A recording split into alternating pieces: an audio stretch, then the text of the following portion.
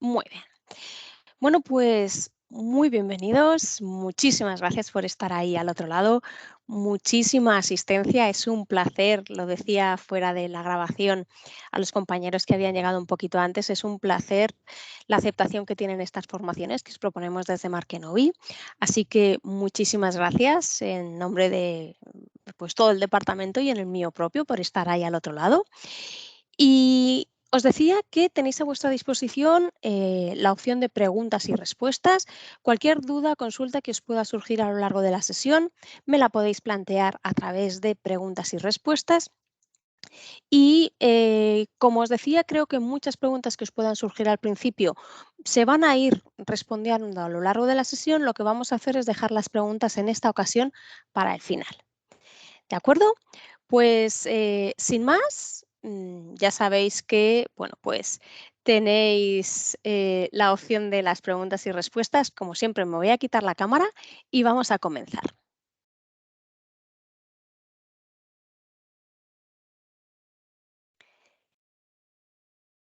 Bueno, pues como os decía, vamos a comenzar por esta primera sesión de este curso de experto en miopía que consta de 5 sesiones y hoy lo que vamos a ver en esta primera sesión es pues las últimas novedades que tenemos sobre la miopía. Cómo nos afecta, por qué debemos actuar. Vamos a conocer también multitud de estudios, evidencia científica. Vamos a dar un pequeño repaso al estado de la miopía, no solo a nivel mundial, sino también a nivel nacional. eh, Compromiso social de prevención, por qué tenemos que actuar, cómo nos afecta.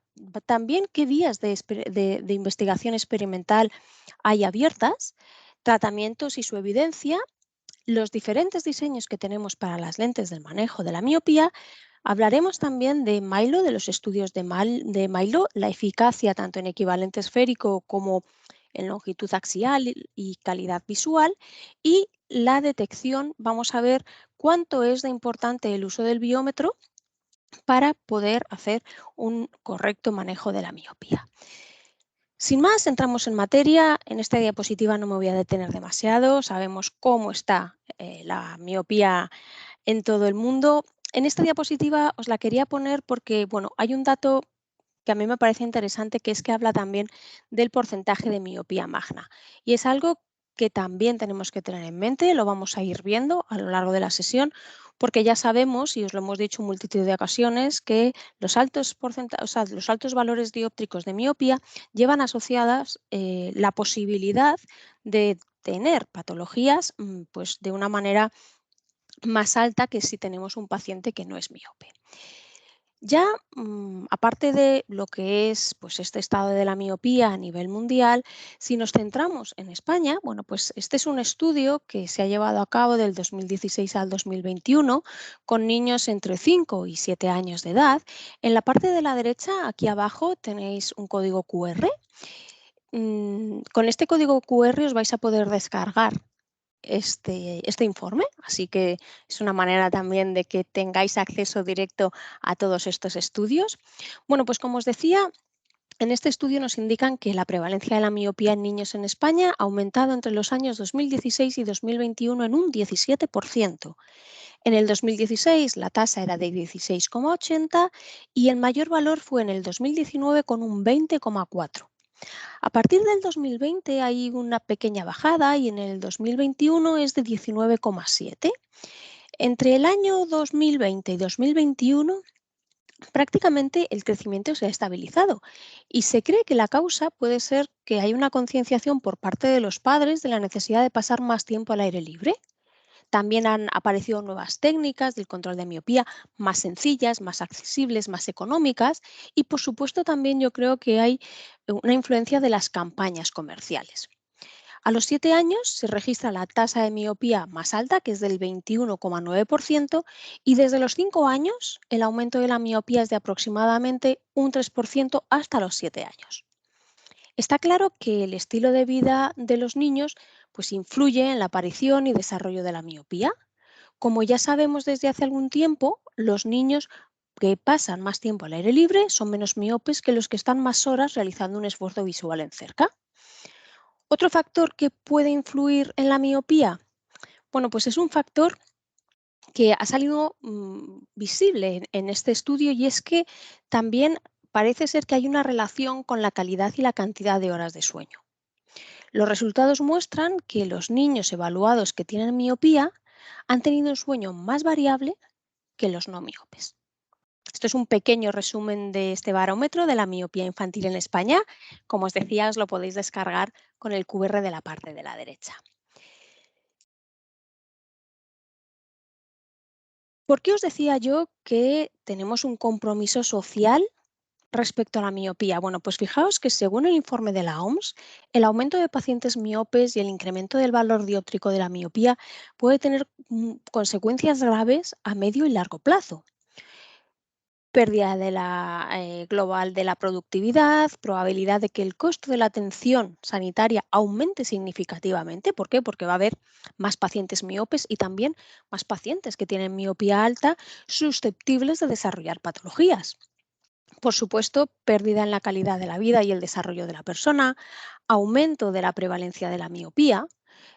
Bueno, pues que, como os decía, si hay un aumento de la prevalencia de la miopía, puede conducir a un incremento de las miopías patológicas y, por tanto, a la ceguera y a la discapacidad visual de nuestros pacientes, más presión sobre los servicios oftalmológicos y, además, disminución de la calidad de vida y de la independencia de estos pacientes miopes.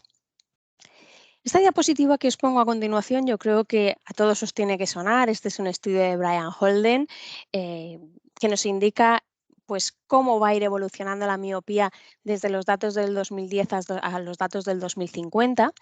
Y no solamente nos habla de la miopía, sino os habla de ese valor que yo os decía al principio, que es la alta miopía. Fijaos, aquí arriba con gris clarito podemos ver los valores de miopía, cómo van incrementándose los valores de estos pacientes que ya son miopes. Y aquí vemos cómo van incrementándose el número de pacientes que tienen alta miopía. Si nos fijamos en la gráfica de la derecha, vemos que en color negro está el número de pacientes miopes en el año 2000. Y en color gris, el número de pacientes miopes que habrá en el 2050 si no empezamos a tomar cartas en el asunto. Evidentemente, vemos que se está multiplicando por 2. Si en el 2000, en la franja de los 20 a los 24 años, casi había una prevalencia, pues no sé, del 29%, en el año 2050, si no hacemos nada, va a haber casi un 60%. Pero fijaos que si bien esta gráfica es muy llamativa y ya solo con esto tendríamos que ponernos manos a la obra, fijaos qué está pasando en la siguiente franja de edad, en estas edades entre los 40 y los 85 años. Si en el 2000, en la franja de los 65, 69, había pues menos de un 5% de prevalencia, alrededor de un 4%, en el 2050, ¿qué va a pasar? Pues que vamos a estar aproximadamente en el 50%. ¿Qué quiere decir? Que aquí no solo es que se multiplique por 2, sino que se puede llegar incluso a multiplicar por 10. Y justamente es en estas edades donde los valores de miopía altos pueden dar lugar a ciertas patologías.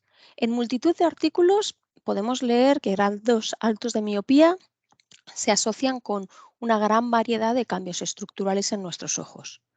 Además, también conocemos esta tabla, ¿verdad? Que ya también yo creo que todos nos la sabemos un poquito de memoria, donde podemos observar que en las patologías como son el desprendimiento de retina o la maculopatía miópica, el valor dióptrico elevado juega un papel muy importante.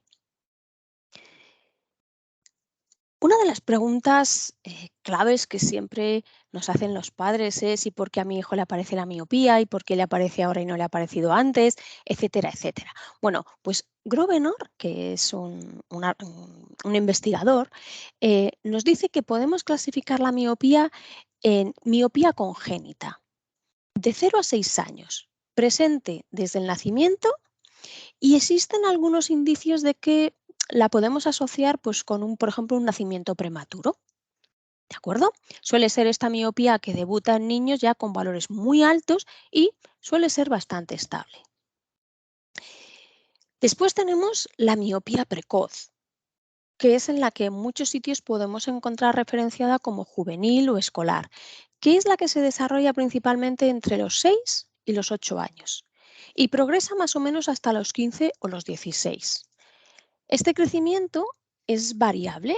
¿Por qué? Porque vamos a ver, y todos somos conscientes de que existen factores externos, factores de conducta, que pueden interferir en este crecimiento. Pero de manera general, ¿vale? Para que nos hagamos una idea, en los niños occidentales puede crecer hasta media dioptría por año y en los niños asiáticos hasta una dioptría por año. En esta miopía precoz se cree que el factor genético tiene un papel muy importante. Y luego la última miopía de la que nos habla Grovenor es la miopía tardía. Aparece entre los 15 y los 16 años, en general es menos severa que la precoz en cuanto a los valores porque no se alcanzan valores tan elevados y esta es la miopía que parece estar más influenciada por los factores ambientales. ¿Por qué? Porque aquellos jóvenes que cursan estudios superiores tienen mayor prevalencia de esta miopía.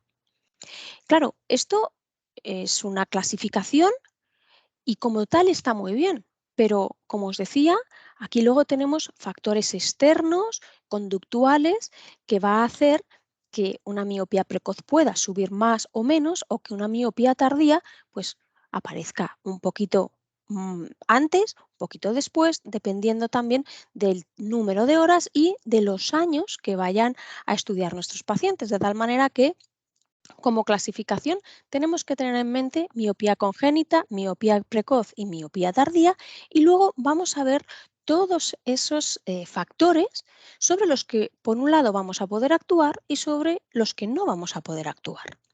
Vamos a ver, por un lado, factores no modificables, aquellos sobre los que no podemos hacer nada, y factores modificables, aquellos sobre los que realmente tenemos que incidir. Vamos a comenzar por los no modificables y empezamos por la herencia. Se ha demostrado que la miopía tiene un alto factor hereditario, todos lo sabemos. El riesgo de desarrollar miopía, pues aproximadamente 3 veces mayor si tienes un progenitor que es miope, 6 veces si los dos son progenitores. Y en los últimos estudios de asociación del genoma completo se han identificado hasta 161 variantes comunes para la miopía. Las personas con alto riesgo genético tienen un riesgo de hasta 40 veces más de desarrollar miopía. Otro factor es la edad y es un factor muy importante en cuanto al momento de la aparición de la miopía. En la diapositiva anterior vimos que con las edades de aparición más tempranas las posibilidades de valores dióptricos elevados son mayores. Podemos estimar de alguna manera el riesgo de aparición de la miopía en un niño comparando su error, de acuerdo, de refracción con el dato normal que tendría un paciente que no es miope. Es la tabla que tenéis en pantalla. Y esto es algo que yo creo que todos nos lo tendríamos que aprender de memoria y tenerlo muy presente cuando estamos viendo a un niño. Fijaos, si yo tengo un niño de 6 años, debería de tener al menos un residual hipermetrópico de más 0,75. Entre 7 y 8 años, más 0,50. Entre 9 y 10 más 0,25 y con 11 años es cuando debería empezar a encontrarme a mis pacientes hemétropes. Actualmente hay muchos niños con 6 y 7 años que ya son hemétropes. Sobre esos niños son sobre los que tenemos que tener mucha atención, porque una hipermetropía baja con respecto a la edad puede indicar un riesgo de desarrollar miopía. ¿Qué sucede entonces? Que los futuros miopes muestran refracciones menos hipermetrópicas hasta los 4 años de edad antes del inicio de la miopía si los comparamos con los mismos niños, o sea, perdón, con los niños, no, con los niños que tienen la misma edad que son hemétropes. El mayor factor que contribuye a la progresión rápida de la miopía es la edad. Cuanto antes aparezca, más riesgo tenemos de que haya una progresión rápida. Y fijaos que este factor es independiente de la etnia, del sexo, del tiempo dedicado a la lectura y de si los padres son miopes o no. Otro factor no modificable es el sexo. Y aquí, bueno, pues Puedo decir que no hay datos concretos a este respecto. ¿Por qué? Porque algunos estudios han encontrado relación con el sexo femenino con un valor mayor de miopía y miopías magnas. Otros han encontrado que la prevalencia de la miopía es mayor en varones y otros directamente no han encontrado diferencias. Así que de momento aquí no tenemos todavía nada que decir. Y por último, en este caso hablaríamos de la etnia. Los datos de la prevención de la prevalencia de la miopía en Asia son más elevados y parece que los niños y jóvenes chinos pues tienen una mayor predisposición a desarrollar la miopía. Se ha observado también, y esto es muy curioso, que hay una mayor prevalencia en los niños de ascendencia asiática que están en Australia, en Estados Unidos, en Reino Unido.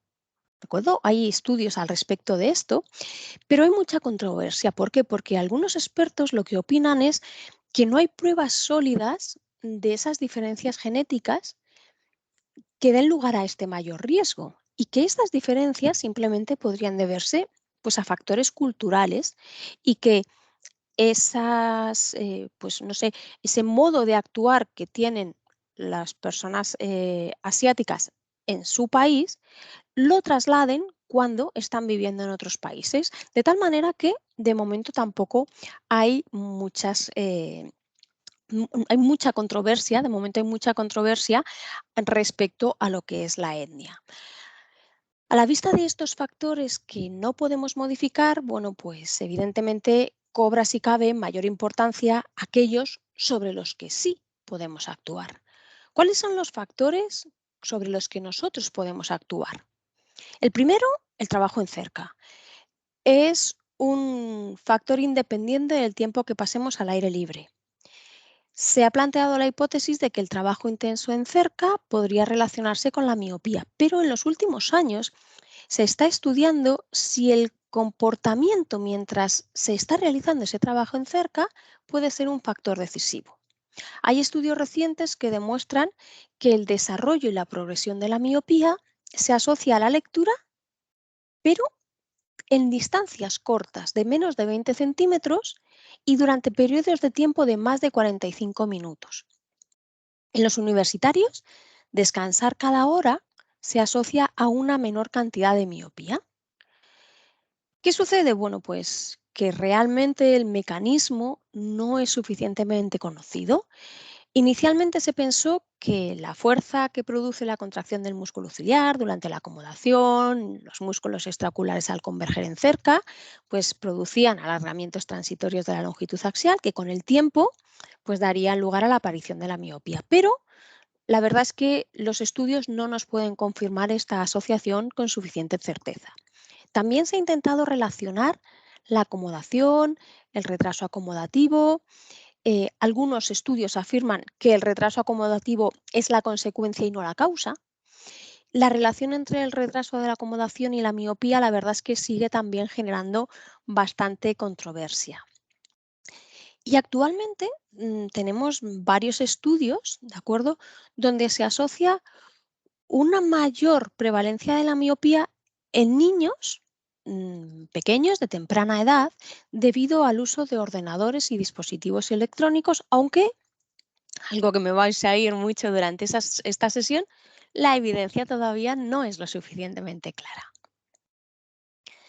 Vamos con el segundo factor que también todos lo conocemos, es las actividades al aire libre. La bibliografía actual y los hallazgos encontrados sugieren que de los factores modificables, la actividad al aire libre es un factor muy importante a tener en cuenta como protección a la aparición de la miopía.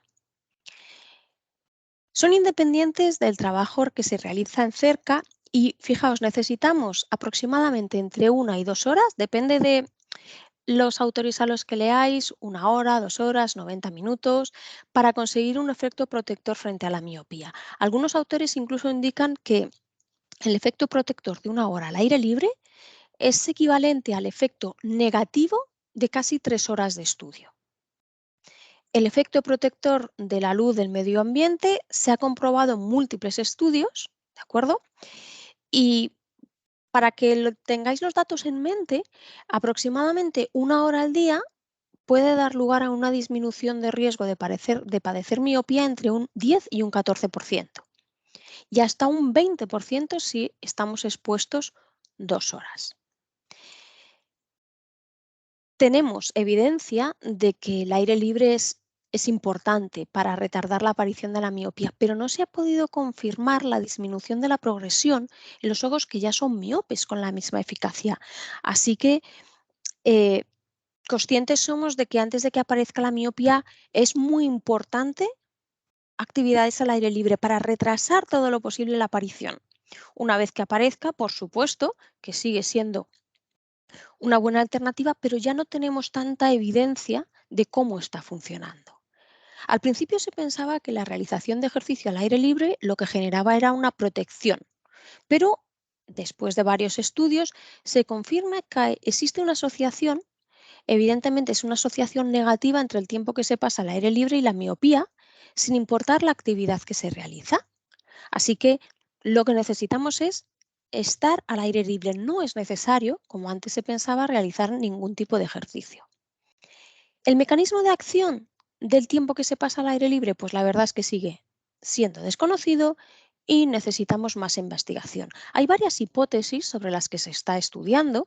Se ha planteado, por ejemplo, la hipótesis de que la luz brillante reduce el tamaño de la pupila, con lo cual hay un aumento de la profundidad de foco. Y esto hace que la sensibilidad retiniana, pues tengamos menos sensibilidad retiniana a esos errores de foco.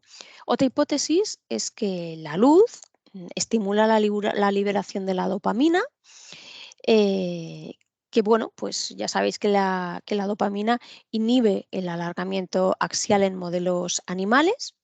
También se ha visto que hay diferencias estacionales en las tasas de la progresión miope, son mucho más rápidas en invierno y más lentas en verano, que pueden respaldar esta hipótesis de la dopamina. Y, por ejemplo, hay ya varios estudios, eso sí, en este caso es en población asiática, que nos dicen que la miopía crece en la población china un 40% menos durante el verano que durante el invierno.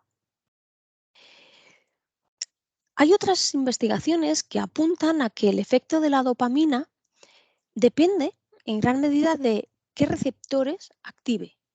¿Por qué? Porque algunos de estos receptores detienen el crecimiento axial, mientras que otros no pueden hacerlo. Esto, bueno, pues lleva a pensar que hay diferentes vías por las que la dopamina puede alterar este desarrollo refractivo. Y el tercer pilar de estos factores modificables, los tres factores clave que siempre tenemos en mente, sería el factor del medio ambiente. Bueno, pues existe una gran cantidad de pruebas que demuestran que hay una asociación entre la mayor prevalencia y el grado de la miopía, con una mayor intensidad y duración del tiempo de educación. Pero volvemos a lo que os decía antes, los mecanismos no los tenemos claros. Hay un estudio que sugirió que aumentos de iluminación en las aulas inhiben el desarrollo de la miopía. Es un único estudio que ha tenido estos datos, así que es necesario repetir este hallazgo, pero sería, si realmente estos datos son correctos, una muy buena noticia, ¿verdad? Poder modificar esa cantidad de luz en las aulas. Otro factor es el factor de la visión binocular. Todos sabemos que el premiope puede mostrar trastornos específicos de la visión binocular, que incluyen pues, las respuestas acomodativas reducidas, el lag incrementado, las relaciones ACA más altas, pero también existe controversia sobre si los errores acomodativos son más una característica que una causa de la miopía. El efecto de estos trastornos en el desarrollo de la miopía aún no se ha definido claramente y realmente aquí también son necesarios más estudios. Respecto al embarazo y la terapia hormonal, bueno, pues todos sabemos que durante el embarazo hay modificación en los niveles de estrógeno, modificaciones corneales, que pueden producir aumentos temporales del valor de la miopía, aunque varios estudios, de acuerdo, no han encontrado ninguna asociación entre el embarazo y el aumento de la miopía. Por lo tanto, es un tema controvertido del que tampoco disponemos de suficiente evidencia científica clara. Y en las terapias de reemplazo hormonal, pues nos pasa lo mismo. Hay esa variación de los niveles de estrógeno y su influencia en el valor de la miopía, pues depende de estas fluctuaciones. Respecto al tabaco, bueno, pues en el tabaco os puedo decir que si hasta ahora hemos dicho que no hay evidencia, que necesitamos más estudios, etcétera, etcétera, bueno, respecto al tabaco os puedo decir que aquí la controversia es todavía mayor. Algunos estudios han descrito una relación negativa entre el tabaco, miopía y miopía magna, mientras que otros no han encontrado ninguna asociación. Algunos estudios han encontrado asociación entre el tabaquismo de los padres y la miopía de los hijos, mientras que otros tampoco han encontrado ninguna relación. Incluso algunos estudios relacionan antecedentes maternos de tabaquismo con un mayor riesgo de miopía magna, pero de verdad que no disponemos todavía de evidencia científica, algo que nos pasa también con la calidad y el tiempo de sueño. Hay una tendencia, como os decía al principio, a la miopización entre los niños que duermen menos. Pero claro, la pregunta que nos hacemos es, ¿vale? ¿Duermen menos porque duermen menos o duermen menos porque están leyendo, jugando al móvil, a la tablet y al final eso es más trabajo en cerca? Así que volvemos a la frase clave y es que necesitamos más evidencia. A la vista de todos estos datos, lo que tenemos claro es que hay muchas vías de investigación abiertas y si bien no sabemos el mecanismo exacto de por qué ciertos factores afectan, sí que tenemos la certeza de que debemos actuar a la vista de lo que nos estamos encontrando. De todos estos factores, recordar muy importante, la herencia, el trabajo en cerca y las actividades al aire libre tienen una importancia muy alta. ¿De acuerdo? Mientras, bueno, que ya estamos esperando que todos estos estudios genéticos que relacionan el medio ambiente y la progresión de la miopía, pues poco a poco nos vayan dando más datos, nos aporten más luz al por qué aparece y crece la miopía. Paralelamente a todos estos factores que hemos hablado, existen todas unas vías de investigaciones experimentales que he tratado de resumiros en esta diapositiva y vamos a empezar con el grosor coroideo y la miopía. La miopía está asociada con un grosor coroideo subfoveal que a su vez está relacionado con el error refractivo y la longitud axial. Se ha encontrado, por ejemplo, que la coroides es más gruesa durante la noche y más delgada durante el día. Y se ha visto también que hay una disminución gradual de la vascularización coroidea con los pacientes que tienen una mayor gravedad en la miopía. La disminución del flujo sanguíneo de la coriocapilar se asocia con una coroides más delgada y, por tanto, también con una mayor gravedad de la miopía. Esto, bueno, pues las investigaciones apuntan a que posiblemente lo que sucede es que se reduce el suministro de oxígeno. ¿De acuerdo? Entonces, bueno, pues ahí estamos un poco viendo qué es lo que puede pasar. Es posible que la oxigenación localizada para el ojo sea una opción de tratamiento en el futuro. ¿De acuerdo? Ya no solamente vamos a actuar por fuera o intentando que ese ojo no crezca en cuanto a longitud axial, sino que se están estudiando otras vías. Otro también, por ejemplo, es la hipopsia y la miopía. Se especula que el factor de riesgo de la miopía, ese factor que es el trabajo en cerca, pues puede desencadenar en una hipopsia de la esclerótida. Em, ¿Por qué? Porque reduce la circulación sanguínea, ¿de acuerdo? Entonces, bueno, pues también es otra vía de investigación. Otra que se está planteando también es la inflamación y la miopía. La inflamación todavía no se ha evaluado completamente. Sin embargo, hay algunos informes sobre inflamación y miopía que han demostrado que, por ejemplo, los niños con conjuntivitis alérgicas pues tienen un alto riesgo de padecer miopía. Así que, bueno, pues algo también puede influir. Algo cómo es la respuesta a la luz y la miopía. Esto creo que seguro que todos habréis oído hablar, que se han descubierto, ¿verdad?, que las células ganglionares de la retina que expresan la melanopsina pues están involucradas en el control inducido por la luz en una gran variedad de funciones en todos los mamíferos. ¿Qué sucede? Que si hay una disfunción en la señalización de la melanopsina retiniana, pues evidentemente va a haber una alteración. Y esto se ha demostrado en cobayas, en ratones. También de modo experimental, y en este caso en los pollos, aquí los pollitos y los ratones, los pobres, se lo llevan todo, pues en pollos se ha demostrado que la luz violeta suprime el alargamiento axial en un modelo experimental también. Y se informó que además no solo la luz violeta, sino que también el azul pues tenía un efecto, ¿de acuerdo?, dando lugar a una disminución en la longitud axial. Y por otro lado, también se expuso a estos pollos a la exposición de la luz roja y la luz verde. Y resultó que en este caso había un aumento significativo de la longitud axial y un adelgazamiento de la coroides. Así que la hipótesis del tratamiento de la miopía con luz violeta está comenzando a dar sus frutos en estos experimentos clínicos y con animales que os comento.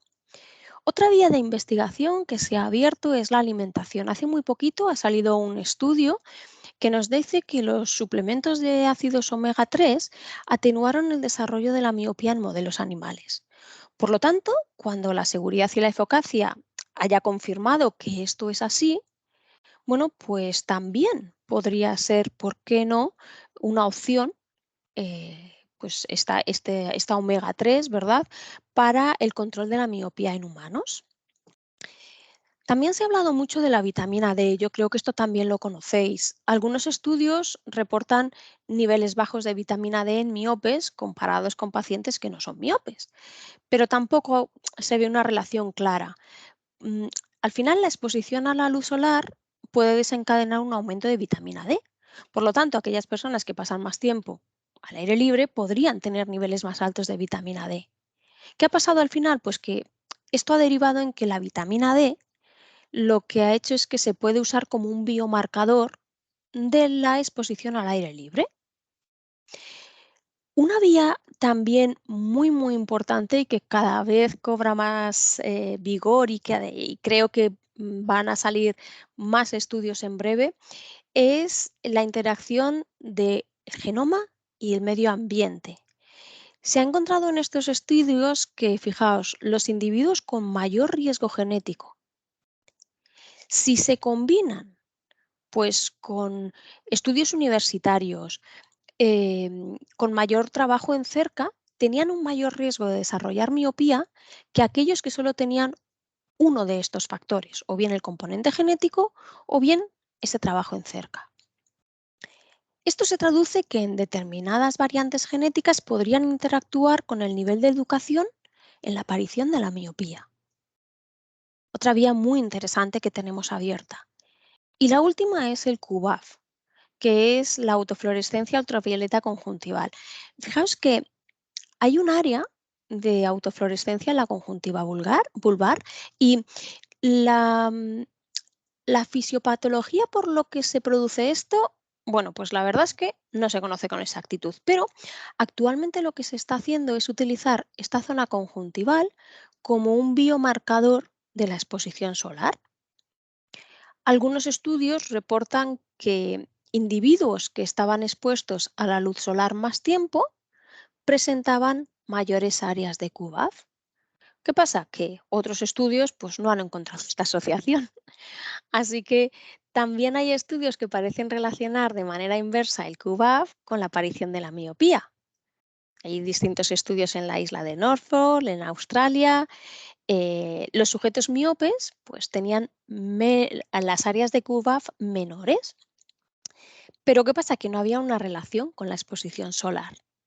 Así que otra vía de investigación por explorar. Esto es para que tengamos idea de hacia dónde nos movemos, qué es lo que nos podemos encontrar de aquí en los siguientes años. Y a la vista de todos estos datos, lo que tenemos claro es que hay muchas vías de investigación abiertas y si bien no sabemos el mecanismo exacto de por qué ciertos factores afectan, lo que sí que tenemos es la certeza de que debemos actuar a la vista de los resultados que nos estamos encontrando. Un informe de los factores de riesgo de la miopía del IMI identifica las dificultades para desenredar, desenmarañar estos factores de riesgo para el desarrollo y progresión de la miopía a partir de la investigación actual. Sin embargo, lo que dice es que la educación y el tiempo al aire libre sí o sí están identificados como factores clave. Futuras intervenciones públicas en guarderías, escuelas infantiles, colegios, universidades al respecto de los descansos y las salidas al exterior se están valorando profundamente. El informe de factores de riesgo de la miopía llega a la conclusión de que existen muchísimas pruebas consistentes de una asociación causal entre la mayor prevalencia y el grado de la miopía con una mayor intensidad y duración del tiempo de educación, pero el mecanismo involucrado todavía no está claro. ¿Recordáis eso que os decía antes de los 20 centímetros? Mucho cuidado aquí con los niños. Los niños tienen los brazos más cortos que las personas adultas. Entonces es mucho más fácil que esas tareas que desarrollan en cerca estén en distancias muy cortas. Es ideal que si un niño usa una tablet o usa un móvil, por ejemplo, se los pongamos en un atril. ¿Por qué? Porque si lo cogen en la mano, sus brazos son muy cortos. Así que siempre intentad eh, que haya más de esos 20 centímetros. Habéis visto que hay algunas investigaciones que nos dicen que ya no es tanto o solo el trabajo en cerca, sino cómo realicemos ese trabajo en cerca. De todos estos factores, la herencia, el trabajo en cerca y la actividad al aire libre sabemos que tienen una gran importancia y mientras esperamos que los estudios genéticos relacionados con el medio ambiente y la progresión de la miopía pues, aporten más luz al porqué de esta aparición y progresión de la miopía, pues tenemos que manejarnos con lo que tenemos. No podemos quedarnos con los brazos cruzados. Os pongo ahora en pantalla pues, las opciones del paciente miope. Esto ya también es ampliamente conocido. Empezamos con lentes bifocales y progresivas, después salieron gafas específicas en lente oftálmica, se comenzó con la ortoqueratología, con las lentes de contacto con geometría CD, off-label, un poco intuyendo ya qué es lo que estaba pasando, también con la atropina y bueno, pues a día de hoy ya tenemos lentes que están diseñadas y avalan esta ralentización de la miopía específicas, de verdad, ya no estamos off-label, ya tenemos, por ejemplo, nuestra lente Milo que tiene marcado CE, que avala que es una lente especialmente diseñada y fabricada para el manejo de la miopía. En pantalla os pongo los diseños más habituales en lo que son las lentes de contacto blandas. Como os decía, por un lado, los diseños de gradiente positivo, lo que conocemos como los TDs, aquellas lentes que van cogiendo positivo hacia la periferia de la zona de la pupila de nuestro paciente. Después tendríamos una lente de desenfoque periférico con una zona central que compensa la miopía y una zona de la periferia externa y una banda inversa, ¿de acuerdo? El diseño dual focus, ya sabéis que en este diseño se alternan diferentes aros que siempre tienen una diferencia exacta de 1+2 y alternan pues, la zona de tratamiento, como si dijésemos, con la zona de visión y nuestra lente de contacto Milo, que tiene un diseño completamente diferente a los tres anteriores. Es un diseño que se basa en las aberraciones de alto orden, en esa modificación de las aberraciones de alto orden para aumentar la profundidad de foco. Este diseño tiene unas características específicas que da lugar a una visión pues con menos imágenes fantasmas, menos dependiente de la pupila del paciente. De esto hablaremos ampliamente en la sesión número 2 que daremos la semana que viene sobre el diseño de Milo. Pero bueno, Milo, como os digo, es una lente con un diseño completamente diferente en hidrogel de silicona y que va a actuar sobre las aberraciones. Vamos a entrar ahora en varios estudios. Aquí también veis que en la zona izquierda tenéis un código QR, os lo podéis descargar. Es un estudio bueno, de Sergio Díaz Gómez. Se hizo en 90 niños caucásicos de edades entre los 6 y los 12 años, ¿de acuerdo? Y aquí lo que se buscaba un poquito era ver cómo evolucionaban esos pacientes con la miopía. Algo muy interesante de este estudio es que todos los participantes finalizaron el estudio. Y esto es un dato a tener en cuenta porque cuando en este tipo de estudios todos los participantes finalizan, bueno, pues esto lo que quiere decir es que realmente están cómodos y están contentos. Otra cosa interesante a tener en cuenta en este estudio es que el grupo control eran niños con gafas. ¿Por qué os digo esto? Pues porque los datos que se obtienen en los diferentes estudios, muchas veces queremos comparar los resultados, pero no solamente tenemos que comparar los resultados, tenemos que comparar qué bases tiene ese estudio. Los resultados van a salir distintos si el grupo de control, por ejemplo, tiene lentes de contacto o si el grupo de control tiene gafas. También va a salir diferente si en mis datos yo solamente introduzco los pacientes que han hecho bien el uso de las lentes de contacto o introduzco los que lo han hecho bien y los que lo han hecho mal. Evidentemente, si introduzco los que lo han hecho bien y los que lo han hecho mal, esos datos van a disminuir. Y esto es muy importante que se lo transmitamos a los pacientes. Es necesario usar las lentes de manera correcta para que los resultados sean óptimos. En este estudio del que hablaba, hubo una diferencia estadísticamente significativa en la evolución de la miopía entre el grupo experimental y el grupo de control. Se traduce, más o menos, para que lo tengáis en mente, en una eficacia aproximadamente a 12 meses del 40% en lo que se refiere a equivalente esférico.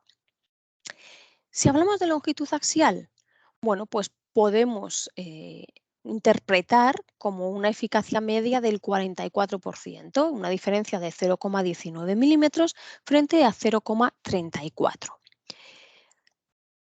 Este es otro estudio que también os animo a que la descarguéis porque es un estudio que no habla tanto de la ralentización de la miopía, porque es un estudio a un mes, pero sí habla de qué cambios ópticos y visuales ocurren en los pacientes que usan este tipo de lente. Y es algo que para nosotros es muy importante, porque fijaos que les vamos a decir a nuestros pacientes que utilicen las lentes entre 6 días a la semana, entre 8 y 10 horas.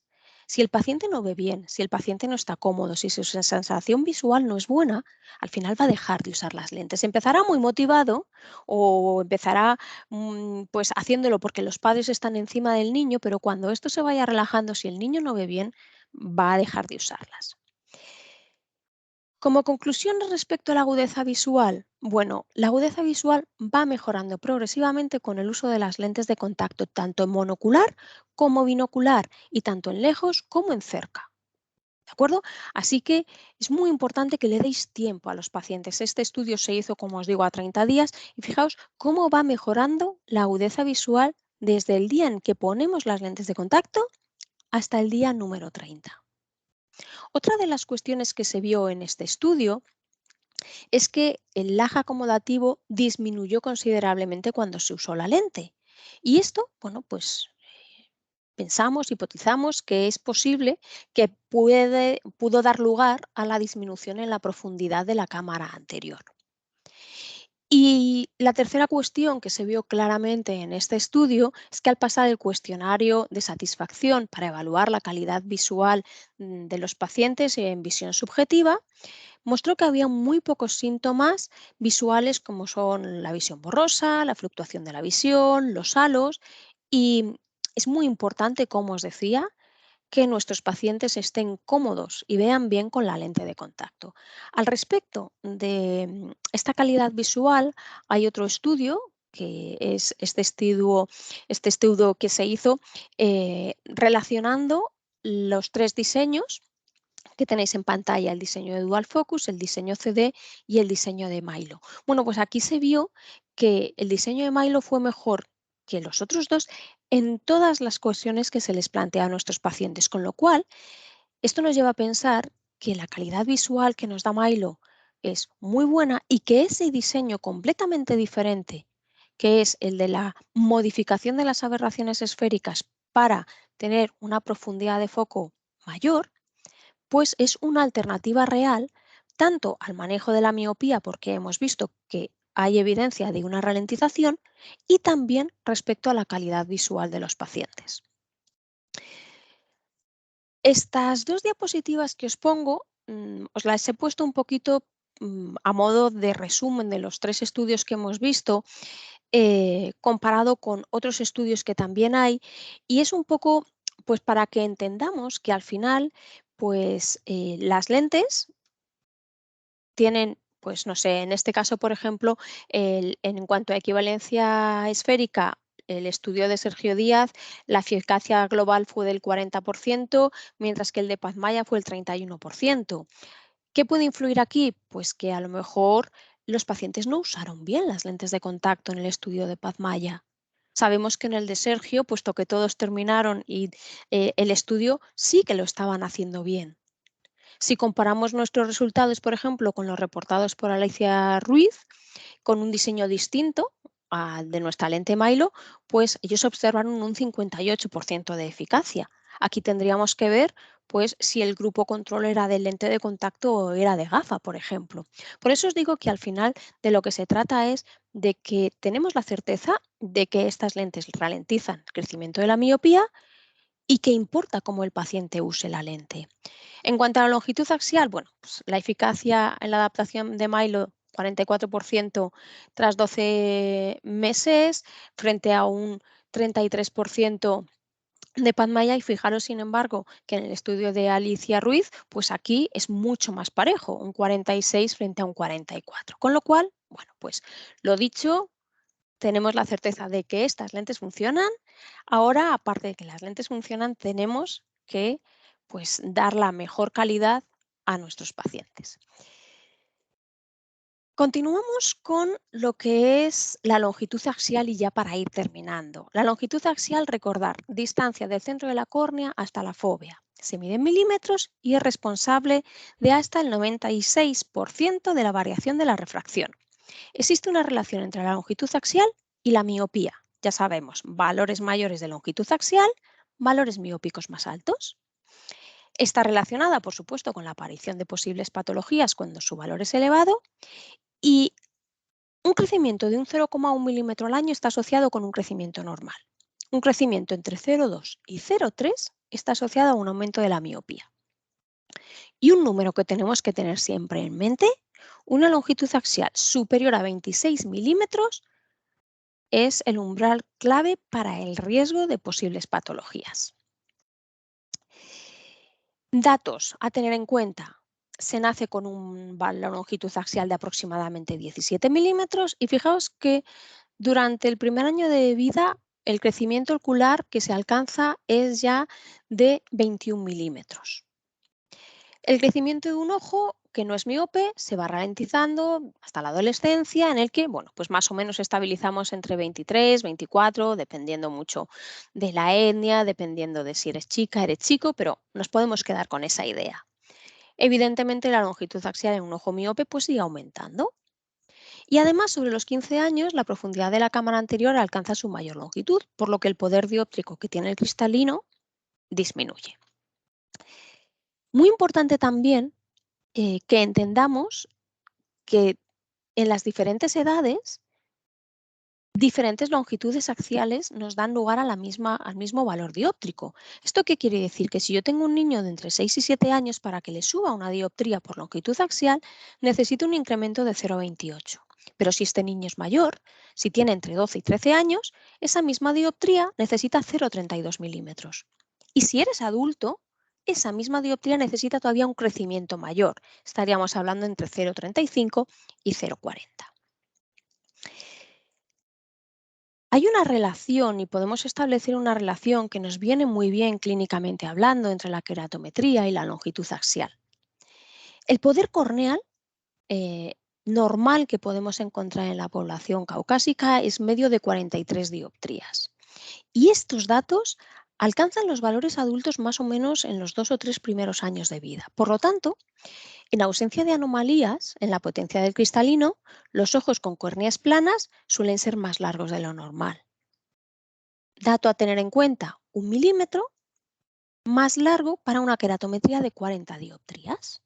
Es decir, si yo tengo un niño con la misma potencia de miopía de -2, pero tengo una córnea de 43 y otra córnea de 40, el niño que tenga 40 dioptrías, aunque yo no tenga biómetro, va a tener una longitud axial mayor. Así que cuidado con aquellos niños con córneas más planas, porque van a tener una longitud axial mayor y ya sabemos el riesgo que esto conlleva. Los ojos con córneas más prolatas son más cortos y para mantener un crecimiento equilibrado, ¿de acuerdo? Entonces, ¿qué sucede aquí? Que 1 milímetro más corto estaríamos hablando cuando tenemos una queratometría de 46 dioptrías. Esto es muy importante y tenemos que tenerlo en cuenta cuando utilizamos las curvas de crecimiento. ¿Por qué? Porque en la práctica clínica estas curvas han sido desarrolladas para córneas que tienen 43 dioptrías. Si cada dioptría de cambio corneal corresponde a casi 0,30 milímetros de cambio en longitud axial, pues es algo que tenemos que valorar. Un estudio muy interesante al respecto de estas curvas de percentiles de las que nos podemos ayudar en nuestra clínica diaria es este de Rotterdam. Os lo pongo también ahí para que os lo descarguéis. Os ruego encarecidamente que lo descarguéis, que incluso estas gráficas que tenéis en pantalla las tengáis plastificadas en vuestros centros. Y es que un percentil de 75 o mayor, pues puede ser causa de un desarrollo de miopía alta. Lo que os decía antes, estas curvas fueron desarrolladas para ojos con una córnea promedio de 43 dioptrías, ¿de acuerdo? Estas curvas también consideran que los ojos de los niños y de las niñas son distintos. Entonces, los ojos de las niñas para ellos son más cortos y con córneas más curvas, así que hay diferencia entre niños y niñas. Y esto es muy importante a la hora de considerar ese umbral que os decía yo de 26 milímetros, porque en las niñas es un poquito más corto, es de 25,30. Las curvas de este crecimiento ocular se muestran entre los 5 y los 15 años, ¿de acuerdo? Y bueno, pues los ojos hemétropes crecen alrededor de 0,19 milímetros, mientras que los ojos miopes pueden experimentar velocidades de 0,34 milímetros al año. Este estudio es interesante porque nos proporciona valores normativos para la longitud axial que se pueden utilizar en niños europeos. Este es un estudio que se ha hecho en niños europeos, ¿de acuerdo? Así que podemos utilizarlo en nuestra clínica. Lo que os decía, tened en cuenta que estos valores, ¿de acuerdo? En los que se basan estas tablas en cuanto a altura, queratometría y etnia. ¿Por qué? Porque estos datos pueden influir en la percepción de los datos obtenidos en la tabla. En este estudio os vais a encontrar esto que yo os he puesto aquí, os he puesto solamente un pantallazo que nos va indicando pues a los 6 años cuál es la media, a los 9 años cuál es la media. Si vosotros tenéis un niño de 6 años mucho más alto de la media con la que se ha utilizado, pues tenéis que saber que los niños más altos pueden tener longitudes axiales mayores. Así que si vemos que dentro de la tabla de percentiles están un poquito a la derecha, pues tenemos, por supuesto, que estar encima de ellos, pero también le podemos encontrar una razón. La longitud axial también es más larga en asiáticos. Como os he dicho, queratometrías más planas implican mayores longitudes axiales.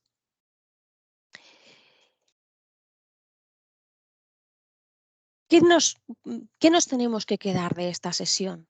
Bueno, pues fijaos que en las guías del manejo clínico, el Instituto Mundial de la Miopía nos dice que tenemos que incluir las medidas de longitud axial como procedimiento estándar, pero que es cierto que a veces, pues por razones económicas o logísticas, no tenemos esta medida. Si bien el biómetro es una herramienta que nos aporta muchísima información, no es imprescindible para hacer manejo de la miopía, sino que tenemos otras herramientas. Si no se dispone de la longitud axial, pues podemos realizar una queratometría para identificar córneas, esto que os estaba diciendo, córneas de alto o de bajo poder dióptrico. Valorar las modificaciones de refracción con los datos queratométricos estándar. Si nosotros tenemos una queratometría estándar, un cristalino sano y vemos que hay un aumento, pues es muy posible que ese aumento sea debido a la longitud axial. El IMI en sus guías clínicas lo que nos indica es que existe evidencia más que suficiente para justificar la adopción de medidas de prevención y control de la miopía en la práctica clínica. Os dejo aquí bibliografía adicional, ya sabéis que siempre me gusta pues, dejaros más datos a aquellos que queráis investigar un poquito más. Y remitíos a la siguiente sesión que daremos, creo recordar que es el martes, donde veremos pues, quién es Brian Holden, cómo es ese diseño de Milo, qué tenemos que hacer para poder adaptar Milo correctamente, calcular la lente de la manera adecuada, cómo tenemos que hacer el seguimiento, las visitas, etcétera, etcétera. Así que os emplazo a que nos veamos la semana que viene y voy a ver ahora si tenemos alguna pregunta. A ver, un segundito. Vale, vamos a ver si hay alguna pregunta. No sé si alguna pregunta me habéis hecho a través de la opción de preguntas y respuestas. Vale, nos pregunta Jorge si nos podría explicar un poquito en qué se basa la exposición al azul, violeta y azul, cómo reducción a la progresión. Bueno, pues es lo que os decía antes. Se está viendo que ya no se trata tanto de si em, ese azul violeta incide en las células de la retina, sino lo que se está viendo es que hay algunas células que sí son susceptibles y otras que no. Y por ahí es por donde va la investigación. ¿De acuerdo? ¿Por qué? Porque al final sabemos que la luz solar tiene un efecto de prevención y lo que se está tratando de investigar es por qué la luz solar. Entonces, ese estudio que os comentaba antes que se había hecho en pollitos, pues tanto la luz violeta como la luz azul lo que daba lugar era a una longitud axial menor, mientras que si utilizábamos la misma estimulación pero con luz roja o luz verde, había una elongación, una mayor longitud axial. ¿Por qué? Bueno, pues es un poco la pregunta del millón, Jorge. No se sabe muy bien, están involucradas pues ahí todas esas células y eh, eso que os comentaba antes, que ya no se trata de todas las células, sino que algunas son más sensibles que otras, y se está investigando en ese sentido, porque una vía de investigación clara es poder, de alguna manera, generar tratamientos que no solamente sean externos, sino que también sean internos. ¿De acuerdo? No sé si tenéis alguna pregunta más. Vamos a ver. ¿En qué edad es más efectiva la lente de contacto? Me preguntáis. Bueno, eh, la edad es efectiva desde el momento que se la pongáis al paciente. Me explico. Cuanto antes le pongáis la lente, más efectiva va a ser. ¿Por qué? Porque fijaos que hemos dicho que cuando el niño es más pequeño hay mayor crecimiento, necesitamos menos longitud axial para tener esa dioptría. ¿Qué sucede? Que podríamos decir, bueno, entonces la lente es más eficaz en niños más pequeños. Bueno, es más eficaz porque aunque controle lo mismo, la longitud axial que necesitamos es menor. ¿De acuerdo?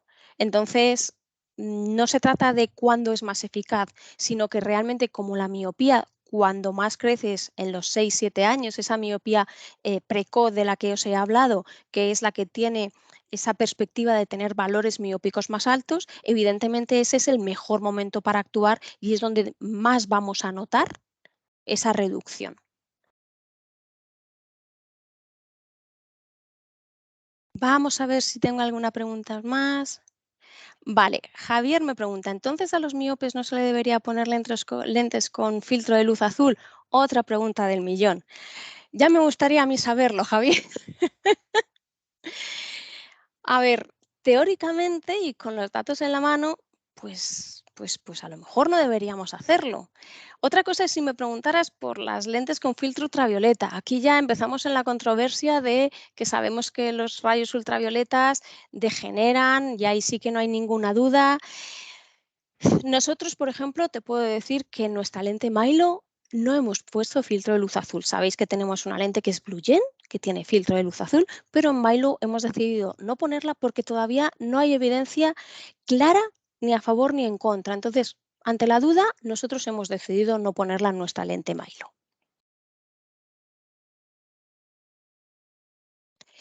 Gema me pregunta si se podría compaginar atropina y lente blanda. Se podría perfectamente y en muchos casos además se debe hacer. Yo tengo muchísimos casos en los que se está combinando atropina y lente blanda. Pensar que cuando utilizamos atropina y utilizamos lente blanda, la vía de acción es completamente diferente. Cuando nosotros utilizamos atropina, estamos actuando sobre la biología de la esclera. Para hablar de una manera muy coloquial, no os lo toméis al pie de la letra, es muy coloquial, pero es como si la atropina endureciera el ojo, de alguna manera. ¿Vale? Entonces cuesta más que se estire. Sin embargo, la lente de contacto blanda lo que está haciendo es actuar sobre la imagen en retina periférica. Así que son dos vías de actuación completamente diferentes y que, por supuesto, pueden compaginarse. Y ya os digo que si tenéis un paciente, por ejemplo, al que se le pone atropina y veis que le sigue subiendo, por supuesto, poner la atropina y lente blanda. También lo podéis hacer al revés. Si tenéis un paciente al que le ponéis lente blanda y veis que no es suficiente, podéis combinarla con atropina. Hándicap de atropina, pues que depende de esa concentración, pues podemos tener más o menos molestias, ¿de acuerdo? Pero sin ningún problema se pueden compaginar. No sé si me he dejado alguna pregunta, sois muchísimos, madre mía, 170 personas hemos tenido. No sé si me he dejado alguna pregunta. Si me he dejado alguna pregunta y todavía está la persona que la haya hecho y me la quiere repetir en el chat porque es bastante largo, pero creo que no me he dejado ninguna.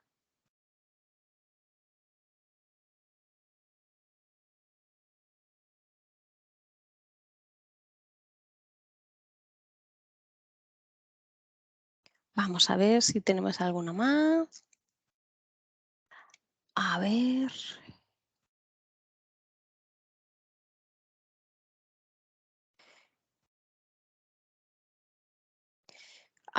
¿cuándo decidir controlar por lentes de contacto o por lentes oftálmicas progresivas?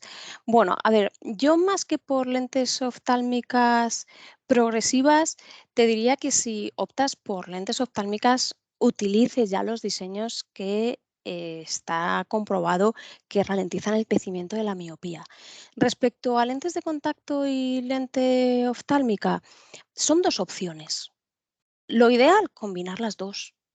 Igual que tenemos una gafa cuando nos quitamos los lentes de contacto, pues lo ideal sería tener una gafa que también estuviera haciendo un manejo de la miopía.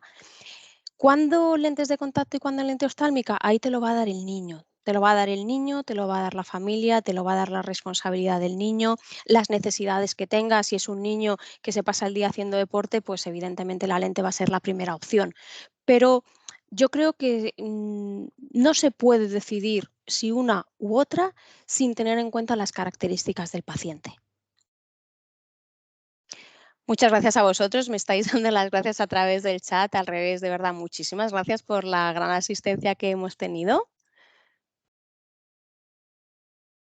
Espero que esto os ayude a que eh, veáis un poco por dónde nos movemos, hacia dónde vamos con el manejo de la miopía y que ofrezcáis de verdad a todos los pacientes estos tratamientos, estas opciones, porque como os decía antes, es realmente la mejor opción para nuestros pacientes, ¿de acuerdo? No podemos dejarles solamente con una gafa de corrección o con una lente de contacto que les da una buena agudeza visual. Les tenemos que hacer entender que esas correcciones tradicionales e incluso las operaciones de miopía no van a actuar sobre su estructura ocular, sino que realmente lo que están haciendo es darles una buena visión, pero más allá de eso no hacemos nada.